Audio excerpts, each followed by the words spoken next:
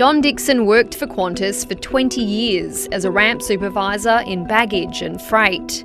Whether it was pouring down rain, windy, freezing cold at winter, or 45 degrees on the tarmac, it didn't matter. We were out there doing the job. On Christmas Day, on Boxing Day and all the other public holidays, there was a good chance that I wasn't with my family, I was with my work colleagues.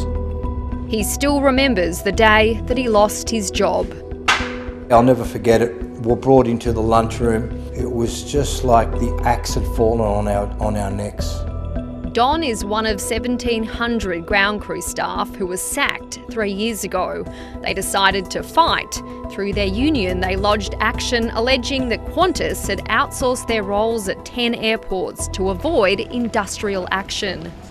When you decide to fight Qantas, you know that you've got to throw everything at it because they throw everything at it. It's a real David and Goliath struggle.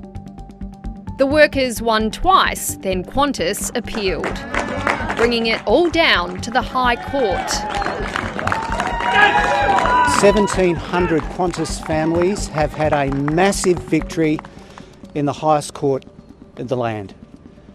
The court has dismissed unanimously Qantas's appeal. Grown men cried at the news. I don't know if anybody else is getting Castle vibes here, but this really is a brilliant vibe, isn't it? You know, to have a win. Fairy tales come through. Together, we stand strong. Don Dixon joined the celebrations. All you Qantas workers at home, we beat them. Go and enjoy it. Shareholders might feel differently. It's not a good news story for Qantas. They've had an amount of bad news recently, and this just adds to that.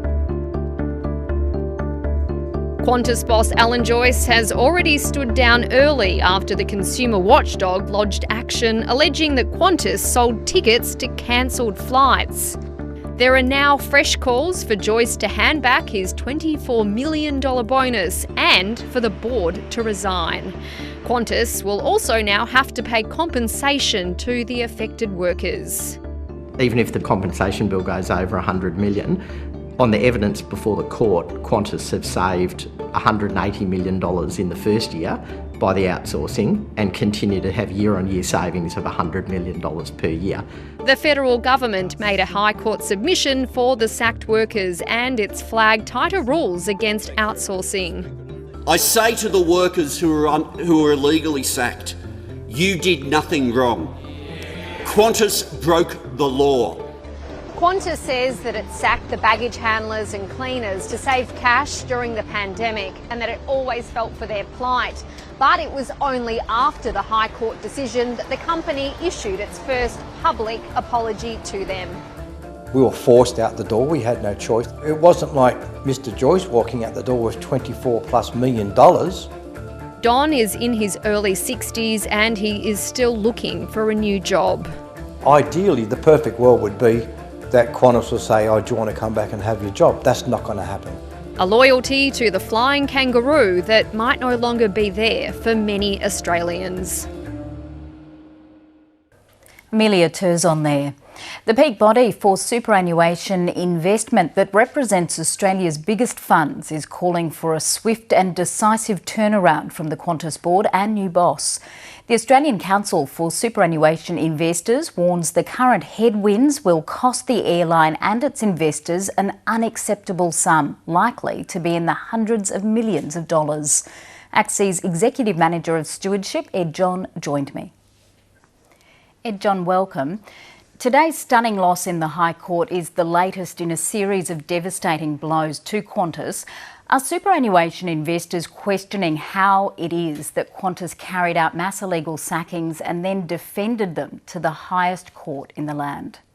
Well, I think investors are looking at that question of board and management accountability. And sort of why is that? Well, firstly, we've had the ACCC investigation. We've had today's High Court announcement as well as the broader issues like the flight credits debacle, and really looking at those together, these could cost the company hundreds of millions of dollars, which is a financial impact for investors.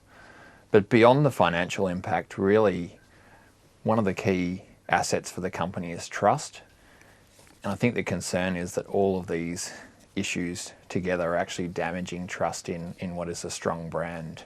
And so investors are really looking for that accountability as well as a path forward. Qantas has been spending shareholders' money to pursue its court appeals and now faces an enormous compensation bill. You say it could be in the hundreds of millions of dollars. Who must be held accountable? When I mention the hundreds of millions of dollars, I'm talking across those issues. We don't yet know what the impact of this High Court decision will be in terms of compensation and regulatory fines. But it is huge, and in these situations it is the company's shareholders, including superannuation funds, that foot the bill. And that's why there is so much focus in the investor community. The Transport Workers Union stood outside the High Court today and called for the board to go. Should it? Should the board spill its positions? Well, I think it's a fast sort of moving area. We really want to understand further what the position the company has taken is, and particularly things that we don't know, for instance, such as what the payments to Alan Joyce will be on departure, what the plan is to turn the company around. So before we get that information, we're not yet in a position to make that call. Should there be a clawback of Alan Joyce's exit payment? We'd hope that the board is looking at every sort of opportunity to either claw back or modify those payments. Thinking about the kind of shareholder experience and the customer experience over the past year, that is a major concern. And if the decision is to actually vest everything in full, or you have the sort of proverbial golden parachute payment, that will be a terrible look for investors as well as the broader community. How would you like to see the board turn this situation around to repair Qantas's reputation? Well, I think reputation is developed over many, many years and can be lost very, very quickly. So some more insight as to what has occurred to create the current issues would be good. Some more insight as to the accountability measures in response to the current issues would be good. And I think the third piece is, what's the plan to turn it around?